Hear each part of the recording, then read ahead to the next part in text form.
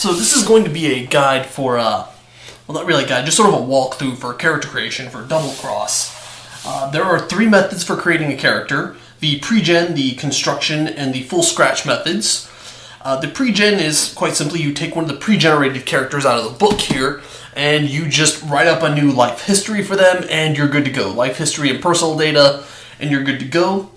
And full scratch is you're given a certain amount of points, everything starts at 0, and you are allowed to spend those points to raise everything as you see fit. That gives you the greatest amount of freedom, but it's also the easiest to screw up. So I generally don't like letting my players use that, but if you're just the sort of person that loves the player, giving the players all the freedom in the world, that's a good choice for you.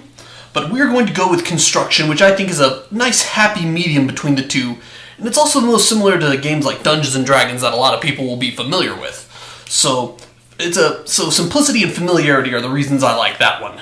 So the first step in the construction method is to choose what your syndrome is going to be. The syndromes are listed on page 74.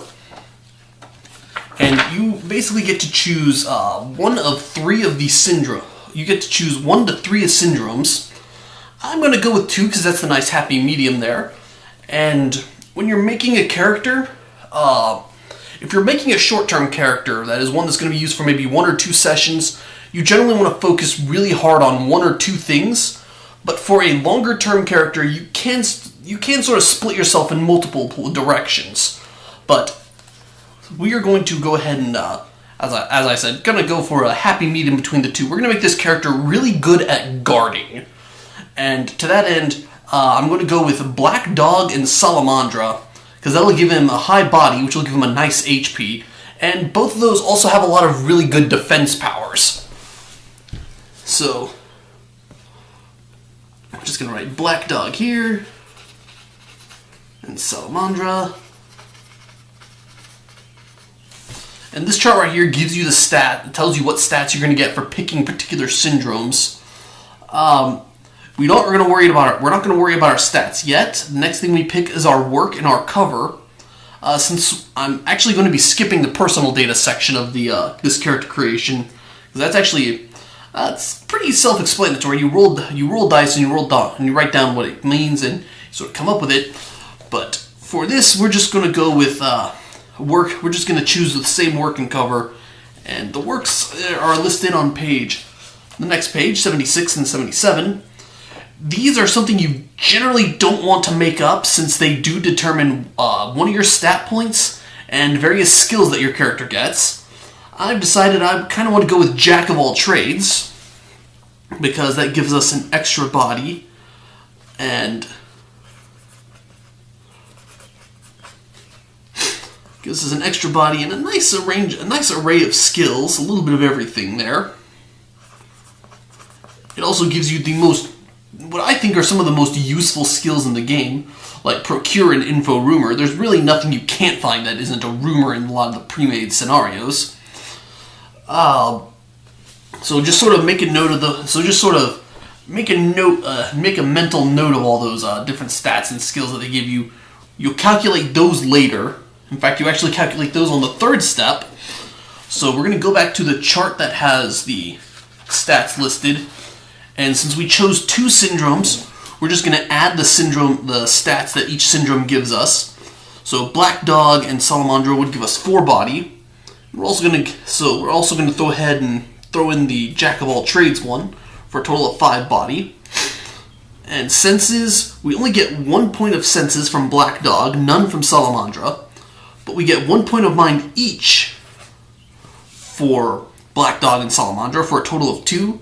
And we get no social points for Black Dog, but 1 for Salamandra. And after you've done all that, you get 3 more points that you're allowed to sort of fill in the blanks, to fill in any cracks that you're missing. If you have any zeros, you have to spend at least 1 point on those. Otherwise, you can spend the 3 remaining points as however you want. So if we were going for a character that is all about body, we could just put all 3 of our points into the body and start off with 8 in there. But I am thinking of making this sort of a long-term character, so I'm actually going to go with social.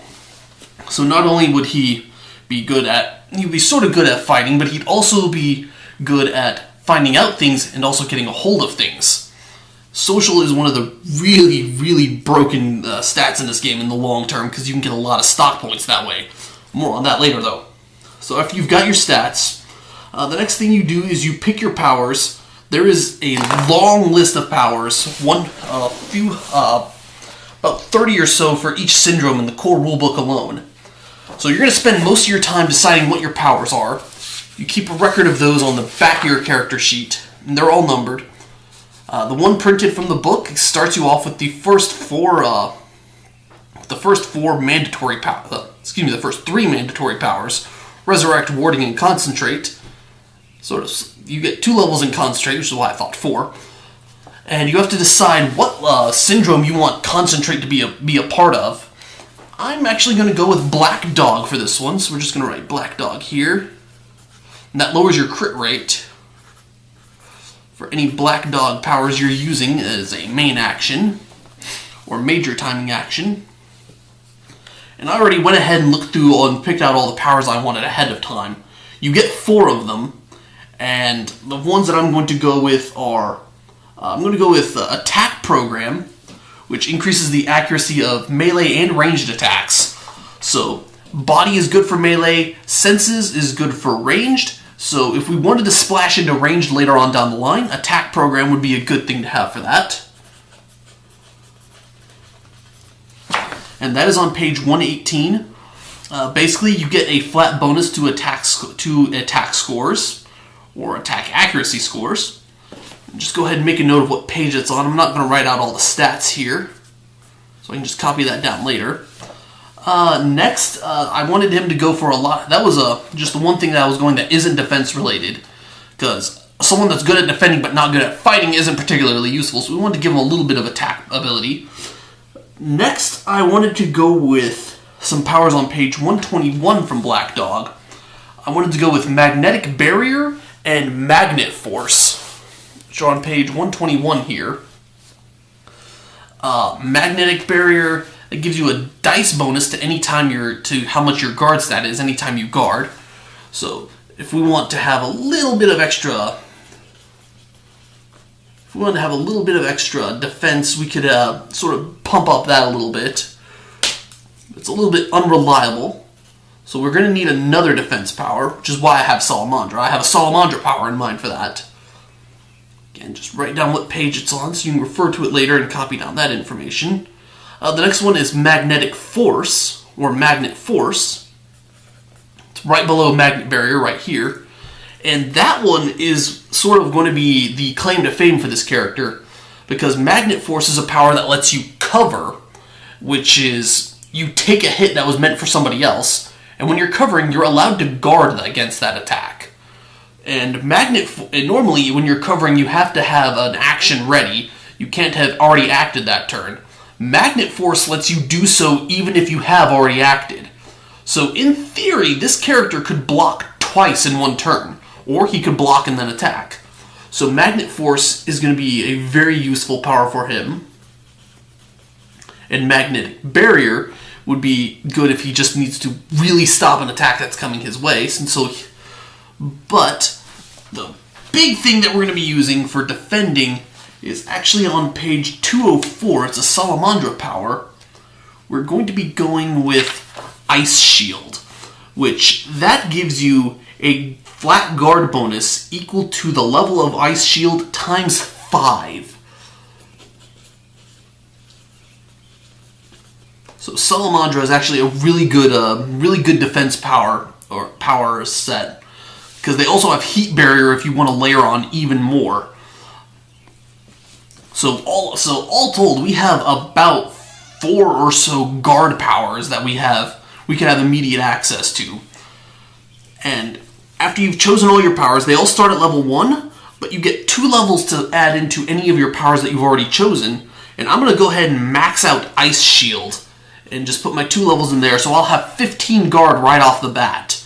So anytime I get attacked, I can just negate 15 damage, and then maybe an extra D10 if I want to use Magnet Barrier, and I can do that when I'm guarding for someone else.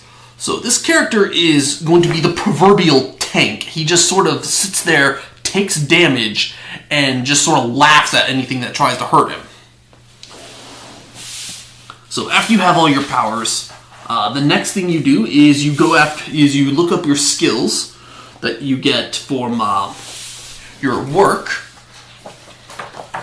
which that was once again listed on page 77. I went with Jack of all trades, so we're going to flip back to the front. We get 1 point in melee. We get another point in dodge. Not that we're probably going to use that, but it's there should we decide that we're tired of taking a beating. And it's also based off body, so that's not bad. We get 1 in perception. Not immediately useful, but if we want to go into that later, we have that option available to us. 1 in procure, which is the big reason I wanted to go with Jack of all trades, because it gives you both melee and procure. And 1 in info rumor. And then after that, you get a total of 5 extra points that you're allowed to split into anywhere else. And if you want to go with any of these ones that are fill in the blank, as I like to refer to them as, every 1 point you spend in those counts as 2. So if I wanted to have, I don't know, art sidewalk chalk, I could spend 2 of my points there and have 4 points in art sidewalk chalk. And the other thing to remember about skills is they're not allowed to go above 4 at this character creation. So what I'm going to do is I'm actually going to max out procure and put 3 points in there. So I have 4 points in procure. And you're going to see why in a moment, because if you have a high procure and a high social, you can get a lot of gear, which can really break a character in the long term. So I have 2 points left. Now I'm just going to go ahead and put those 2 points into melee. So he's not just a potato that can't do anything. He's good at fighting. He just has a little other things that he splashes around in as well. Alright, so after you have your points divided among your new skills, the last thing you're going to do would be items. There's a little bit of other things we can calculate down here. So your max HP is going to be your body times 2, which is 10 here, plus your mind for 2, so we've got 32 HP for this guy. Stock points, which is how much you get to spend on equipment between sessions, including the start of the game, including your in-character creation, is your social times 2 for 8, and your procure times 2 for another 8. So we have 16 points of equipment, which is a lot. And after you've done that, you also go do your initiative, which is your senses times 2, and your mind minus your item, which is usually armor that you have equipped. We have 4 initiatives, so this guy is slow, which a tank probably would need to be in this game, since you can normally only cover if you haven't acted in a given turn. And your move is your initiative plus 5 in meters, and your dash is just double your move. There we go. And move is a bit like Dungeons and Dragons, where you get to move and then you get to do a major action, or you can then use your major action to move again, which is why dash is 18 meters. Though there's probably some powers that directly affect dash but not move. So that is an important distinction to make. So now that we've gotten all these final little sub-calculations taken care of, next we're going to go and get our character's equipment, which equipment starts on page 230. Starts with melee weapons. This guy is good with melee, so we're going to give him a melee weapon. This includes, things you bop people upside the head with, as well as a couple of shields as well. And if we wanted to go with, say, a plastic riot shield to sort of go with our high defense character, we could go with that. It has a 4 guard, which isn't bad, but I actually want to go with that Western style sword, which only has a stock of 5. So for 1 extra point, we get something that can attack and defend with, which I'm going to go ahead and go for that. So let's just write down Western sword.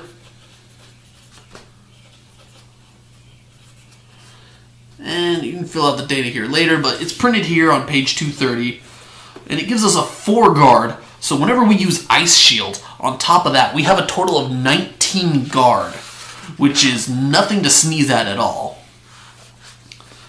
And we've only used 5 points, so we have 11 left. Let's go ahead and look at the ranged weapons, just in case something is outside of his range and we want to spend our turn attacking it instead of just sitting around waiting to be attacked. Let's go with submachine gun. Let's go with a submachine gun. And I'm going with that instead of, say, a handgun, because even though it doesn't have a lot of, doesn't cost a lot of stock points, the submachine gun, it has a high attack power, which we don't really have a high ranged ability. So we want to go with something that's really strong if we're gonna use a weapon that we're not good with. So we want to guarantee that we're going to do a decent amount of damage if we decide to go with a risky maneuver like that. It's got only -1 to our accuracy and 8 attack power. Only drawback is we can't attack something that we're sharing an engagement with, but that's why we have the Western Sword. And that costs 9, so we're at 14. We have 2 points left. We could go with some armor, but all the good armor really costs a lot more than just 2 points. There's not much good armor, just 2 stock points. So let's pass up on that. And we could perhaps go with some equipment, but we have a high procure, so if we really do need to have a vehicle in our equipment, we could easily find that probably, something that we need. And connections. Connections are the other good thing that we want to have, since these are the things that give you bonuses to info checks, which we have 2 left, so we can go with 2 different connections, or we can go with this data collection team here, which is the one that I sort of like. Since anytime you're doing an info check, you get a +3 score bonus to that roll, which I like the score bonuses much more than the dice roll, than the extra dice when you're rolling, which is what the other connections would give you. So we're going to go with the data collection team with our last 2 points. So just data collection team. And you're allowed to use that 3 times per scenario, which makes it particularly useful. You're only allowed to use it once per roll, but you're allowed to use it 3 times per scenario.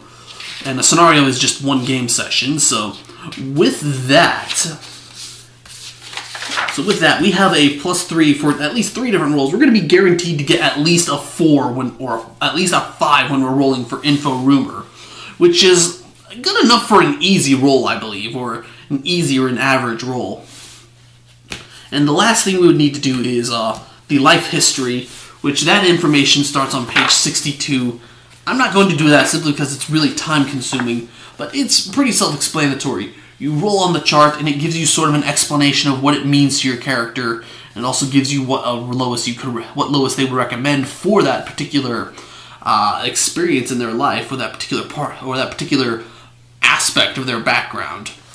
So there we have it. That is just sort of a quick and dirty example of making a character for Double Cross. So with all that said, I am Aaron Dershadel, and I will see you all next time.